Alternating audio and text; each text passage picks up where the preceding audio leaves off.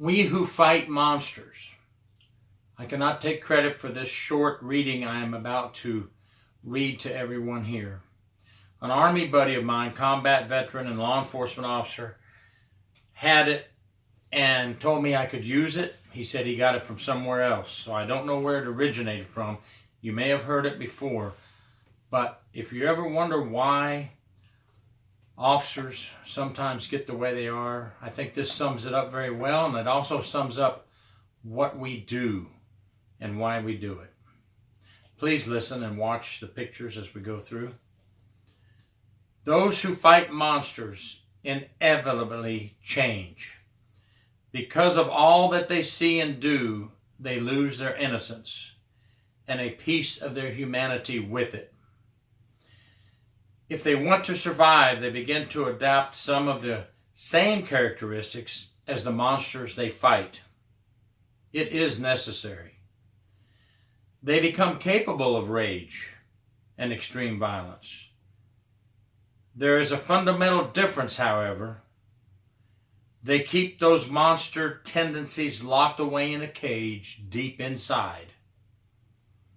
The monster is only allowed out to protect others, to accomplish the mission, to get the job done. Not for the perverse pleasure that the monsters feel when they harm others.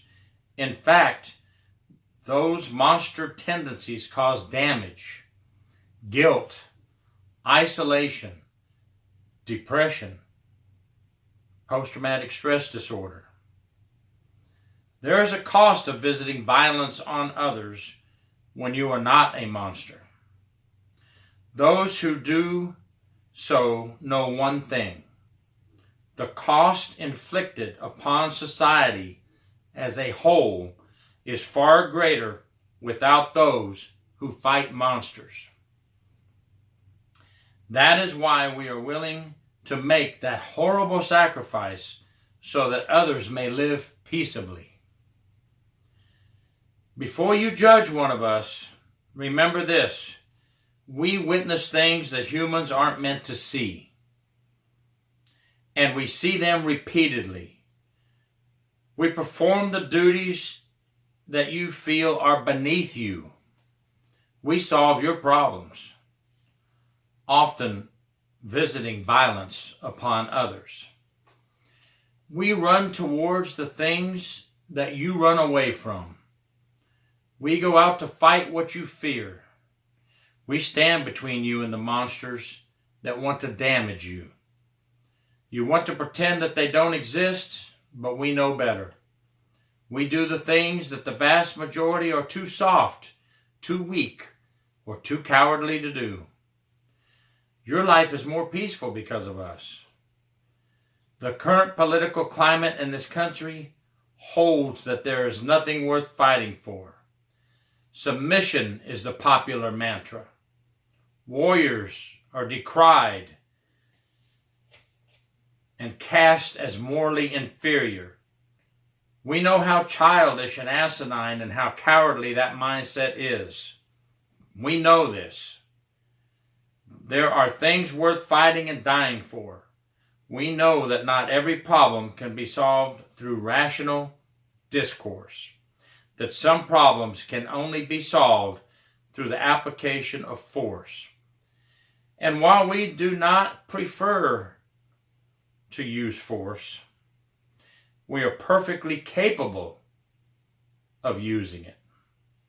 We believe that fighting what others fear is honorable, noble, and just, and we are willing to pay the price for that deeply held belief. Why? For us, it's a choice. It is what we are. We are simply built that way. We are here to protect you. I really think that is something. The words mean a lot to anybody who wears a uniform and badge proudly and wears it to protect and serve for others. That's what we feel inside. Thank you, Randy, for letting us use this.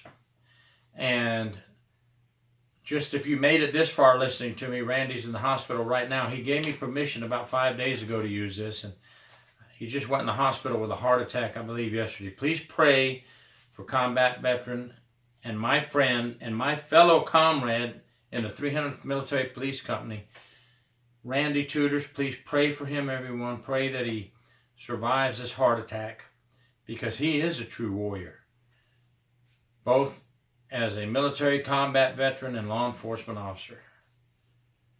I did not know that this was going to happen before I got permission to use this. Thank you, everyone, for listening. Gary York, True Prison Stories.